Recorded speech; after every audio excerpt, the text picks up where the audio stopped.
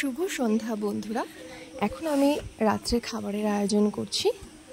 রাত্রের খাবারে বাড়িতে দুধ দিয়ে সবাই ভাত খাবে। আমার ছোট্ট সোনাও দুধ দিয়ে ভাত খাবে।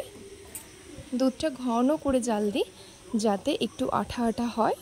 ভাতের সাথে একটু ঘন দুধ খেতে ভালো লাগে। ফ্রিজের মধ্যে রাত্রের খাবারের জল রাখছি যাতে রাত্রেবেলা খাবারের সাথে একটু ঠান্ডা গরম জল মিক্স করিয়ে সবাই খেতে পারে। ডিপ ফ্রিজের অবস্থা দেখুন, একদম চারিদিক বরফেই জমজমাট হয়ে গেছে।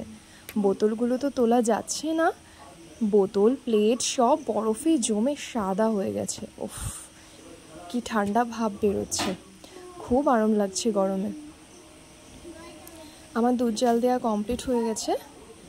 অভ্র রাত্রেবেলা দুধ খাবে এবং কালকে সারাদিনে আমি ওর খাবারে গরম জল ঠান্ডা করে তারপরে দিই। আমাদের বাড়ি থেকে পাশের বাড়িতে দুটো বাচ্চার জন্য দুধ নিয়ে যায়,